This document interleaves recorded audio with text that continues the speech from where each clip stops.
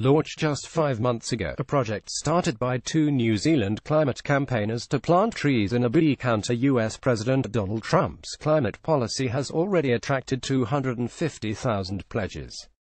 Trump Forest takes pledges from people to either plant trees in their area, or pay for trees to be planted in other countries.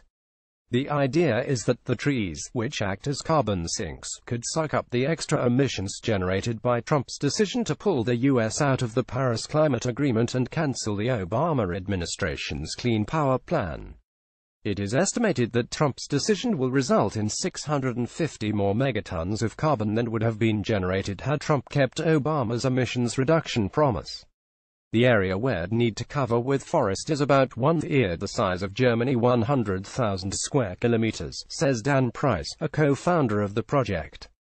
But if we split the load across all the countries in the world, it's only a very small corner of each country that would need to be covered by Trump forest.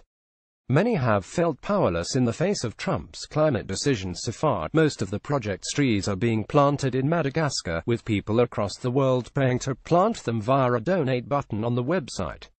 Mangrove trees are being planted because they are very efficient at absorbing carbon dioxide. Donations are also going toward planting trees in Haiti, Ethiopia and Nepal.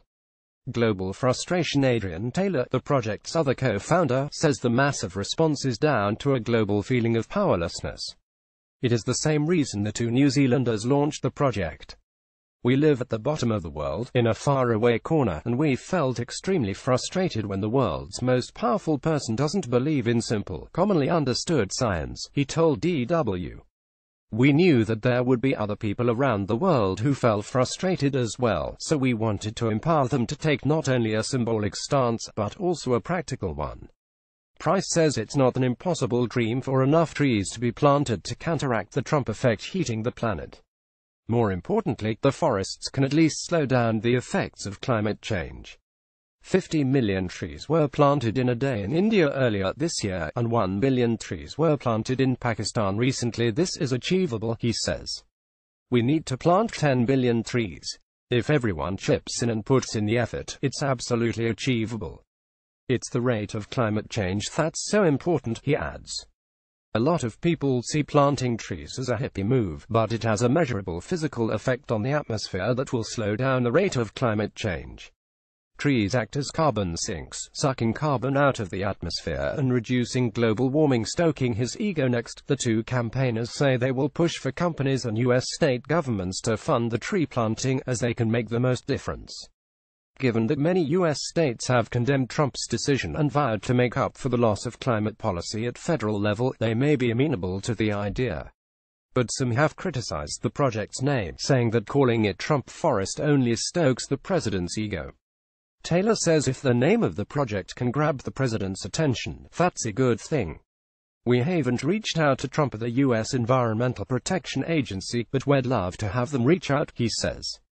Our phone lines are open. We'd even love for Trump to contact us. He could contact us to reimburse all the people who have donated the hard-earned cash. Because it's not really our job to be doing this, it's his job as the world's most powerful man. It's really a disgrace. You just bought a fancy lamp, make it cooler with efficient light bulbs. This is one of the small actions that make a difference in the long term, and let's be honest, it's not a big effort. Some LED bulbs consume up to 90% less than traditional ones.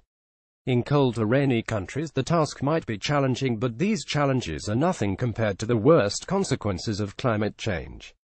Recycling has become normal behavior for thousands of people around the world.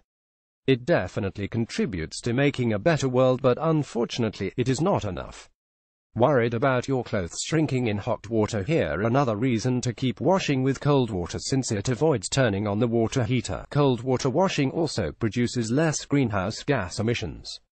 Until you are ready to get rid of your car completely, you could move to a hybrid electric car.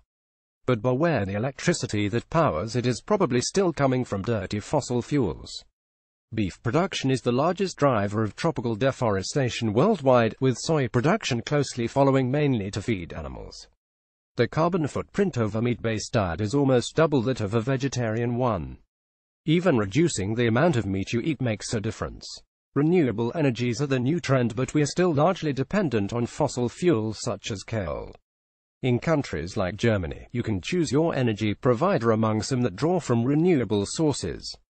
Air travel is a major challenge when it comes to tackling climate change. Policymakers are exploring ways to reduce the climate impact of flights, but in the meantime, you can start thinking twice before taking a plane, particularly to cross the pond. Getting rid of your car is the second most effective action you can take to tackle climate change. And riding your bike also helps keep you fit. Giving birth to a new person consuming and polluting at the current rate of people in industrialized countries is the worst thing you can do for the planet, according to the study. But if you start now with the other 9 actions, your kids might be able to live in a better world. Author Irene Banos Ruiz.